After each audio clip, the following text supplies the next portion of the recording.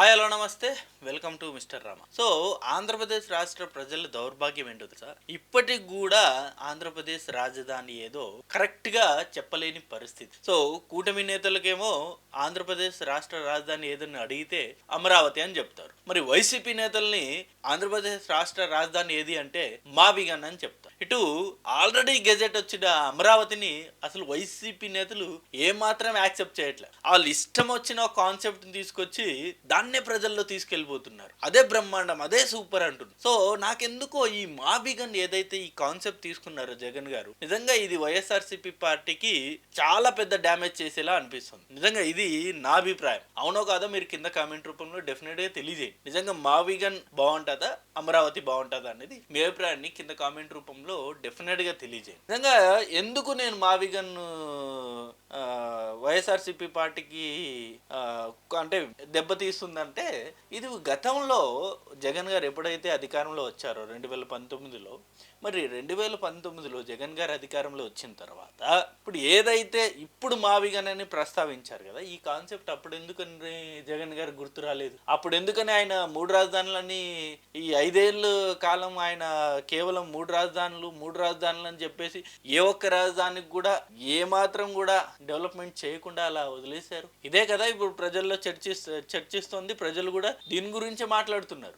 5 ఏళ్ళు అవకాశం ఇస్తే ఒక్క రాజధాని కూడా అసలు ఒక పర్మనెంట్ రాజధాని అంటూ ఏది చేయలేకపోయారు. మళ్ళీ ఇప్పుడు జగన్ గారేమో కొత్త కాన్సెప్ట్ తీసుకొచ్చి ఎలా నమ్మేది? సో స్టార్టింగ్ ఏది ఈ రాజధానికి సంబంధించి ఫస్ట్ జగన్ గారేమో అమరావతికి ఓకే చేశారు. ఏది అసెంబ్లీలోనే జగన్ గారు ఓకే చేశారు. తర్వాత ఈ అనేక మంది మంత్రులు, మాజీ మంత్రులు, ఇప్పుడున్న రోజా గారు కావచ్చు, లేకపోతే ధర్మాన ప్రసాద్ గారు కావచ్చు, బొత్స గారు కావచ్చు, అంబటి గారు కావచ్చు, పేర్ని నాని గారు కావచ్చు, చెవిరెడ్డి గారు కావచ్చు, వీళ్ళందరూ కూడా చెప్పిన ఏకైక మాట ఏమంటే తెలుసా? అసలు రాజధాని అమరావతిలోనే ఉంటుంది, రాజధాని ఇక్కడే ఉంటుంది కాబట్టి జగన్ గారు ఇక్కడ ఇల్లు కట్టుకుంటున్నాడు. సో జగన్ గారు ఇక్కడ ఇల్లు కట్టుకుంటున్నాడు అంటే దాని అర్థం ఏంటి?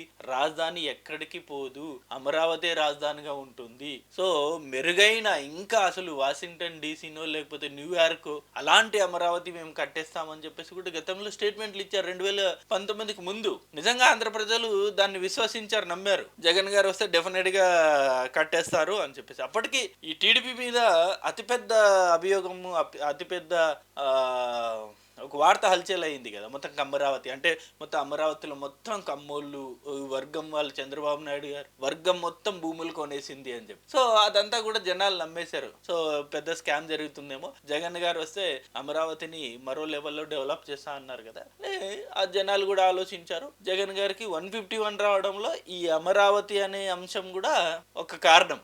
సో దాని తర్వాత ఏమైంది? గెలిచిన తర్వాత మరి ఎందుకనో మరి జగన్ గారు మొత్తం అసలు ఆ అమరావతి అనే కాన్సెప్ట్ అనే అమరావతి అనే రాజధానిని కంప్లీట్ గా చెడ్డుకెక్కించేశారు. మొత్తం ఆయన కొత్త కాన్సెప్ట్ తీసుకొచ్చారు. అప్పటి వరకు భారతదేశంలో ఎవరికి రాని కాన్సెప్ట్ ఏది? 3 రాజధానులు, 3 ప్రాంతాలని మనం అభివృద్ధి చేసుకుందాం, అంటే అభివృద్ధి వికేంద్రీకరణ చేస్తే మనకు మొత్తం అన్ని ప్రాంతాలు డెవలప్ అవుతాయని చెప్పేసి 3 రాజధానుల కాన్సెప్ట్ ప్రవేశపెట్టడం జరిగింది. వైజాగ్, అమరావతి, కర్నూలు. సరే అప్పటికి కూడా ప్రజలు ఏదో 3 ప్రాంతాలు డెవలప్ అవుతుంది కదా అని అనుకున్నారు. బట్ 5 ఏళ్ల కాలంలో కూడా ఇటు వైజాగ్లో కానీ లేకపోతే అమరావతిలో కానీ కర్నూలులో కానీ ఏ ఒక్క దగ్గర కూడా రాజధానికి సంబంధించి ఎలాంటి అడుగు వేయలేదు. అసలు బిల్డింగ్ కన్స్ట్రక్షన్ కావచ్చు, లేకపోతే ఏది కోర్టుల నుండి అప్రూవల్స్ కావచ్చు, లేకపోతే అసలు కేంద్రం నుండి దానికి సంబంధించిన సపోర్ట్ కావచ్చు, ఏది కూడా గత 5 సంవత్సరాలుగా జగన్ గారు తీసుకురాలేకపోయారు. ఇప్పుడు వైజాగ్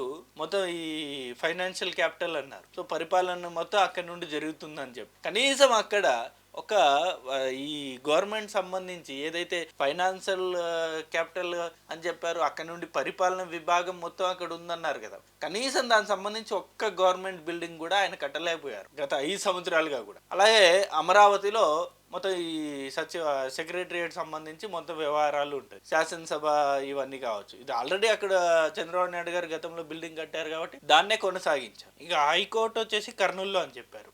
అది కర్నూలులో కూడా హైకోర్టు సంబంధించి ఎలాంటి వర్క్స్ జరగలేదు, ఎలాంటి పనులు కూడా చేయలేదు. జస్ట్ ఒక 5 ఏళ్ళు కేవలం మూడు క్యాపిటల్ అని చెప్పుకోవడానికే టైం సరిపోయింది తప్ప ఏ ఒక్క ఏరియాలో కూడా ఎలాంటి డెవలప్మెంట్ యాక్టివిటీస్ జరగలేదు క్యాపిటల్ సంబంధించి. సో దీన్ని ప్రజలు గ్రహించారు. అవును కదా, అమరావతి అని చెప్పారు, అమరావతి తర్వాత 3 క్యాపిటల్ అన్నారు, అందులోనూ 5 సంవత్సరాలు అసలు క్యాపిటల్ లేని రాష్ట్రంగా మార్చేశారు జగన్ గారు అని చెప్పేసి జనాలు గ్రహించి ఏం చేశారు, ఆ 151 నుండి కాస్త 11కి తీసుకొచ్చేసి. సో అంటే అంటే ఇదేదో హేళన్ గా చెప్పడం అని కాదు, జగన్ గారి ఓటమిలో ఈ అమరావతి అంశం అంటే రాజధాని అంశం కూడా ప్రధాన అంశం. నేను మొదటి నుండి చెప్తున్న మాట ఇదే, జగన్ గారి ఓటమిలో రాజధాని అంశం అనేది ప్రధాన అంశం. అది ఎందుకన్నా వాళ్ళు కన్సిడర్ చేయట్లేదు, ఎందుకంటే ప్రజలు అమరావతికి ఆల్రెడీ కనెక్ట్ అయిపోయారు. మీరు ఎంత అవునన్నా కాదన్నా, మీరు మావిగన్ లాంటి ఎన్ని కాన్సెప్ట్లు తీసుకొచ్చినా సరే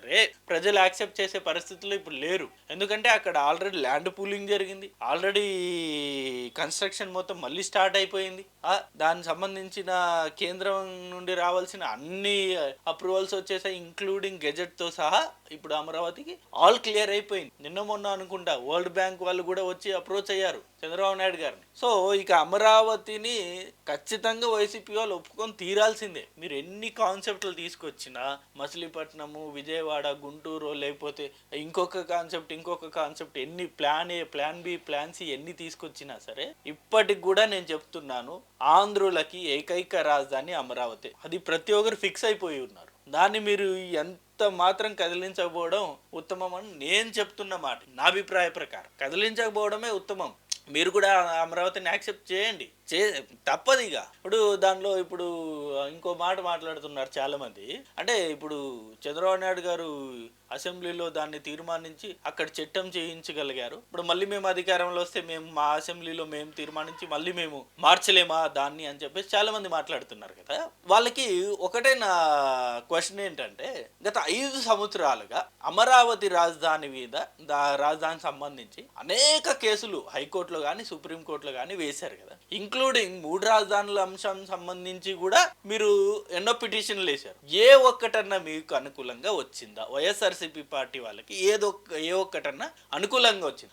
ఆఖరికి 3 రాజధానుల బిల్లు వెనక్కి తీసుకోవాల్సిన పరిస్థితి వచ్చింది సుప్రీంకోర్టు నుండి. సో అంత స్ట్రాంగ్ ఉంటాయి చట్టాలు. వాళ్ళు ఏదో అక్కడ చేసేసారు, మేము మళ్ళీ వస్తే మార్చేస్తాము, అంత ఈజీగా ఉండదు మార్చడం. ఒకసారి ఒక చట్టం అయిపోతే దాన్ని మార్చాలంటే మళ్ళీ తలకింద తపస్సు చేయాలి, అంత ఈజీ కాదు. అంత ఈజీ అయి ఉంటే లాస్ట్ టైమే జగన్ గారు 19 నుండి 24 అసలు ఈ 3 రాజధానుల బిల్ అనేది ఈజీగా పాస్ చేయించగలిగేవారు కదా. భూములు ఇచ్చిన వాళ్ళకి సమాధానాలు చెప్పాలి. ఆ రాజధాని గురించి ఆల్రెడీ ఎన్నో క్వశ్చన్లు ఉన్నాయి, వాటన్నిటికి సమాధానం చెప్పాలి. వాటన్నిటికి క్లారిటీ ఇచ్చిన తర్వాతే కోర్టు అయినా కానీ లేకపోతే ఇంకొకరైనా కానీ దానికి సంబంధించి పాజిటివ్ అనేది తీర్పు రావచ్చు. అంత ఈజీ కాదు. మేము మార్చేస్తాము, మేము మావిగన్ తీసుకొచ్చేస్తామంటే అంత ఈజీగా ఉండాలి చట్టాలు. ఇది ప్రతి ఒక్కరు గ్రహించాలి. చూద్దాం మరి. నేనైతే ఒకటే చెప్తున్నా, మావిగన్ అనే కాన్సెప్ట్ వైఎస్ఆర్సీపీ పార్టీకి మైనసే తప్ప పాజిటివ్ ప్లస్ అనేది డెఫినెట్గా ఎప్పటికీ అవ్వదు అనేది నా అభిప్రాయం. ఇది video. Thank you for watching this video. Thank you.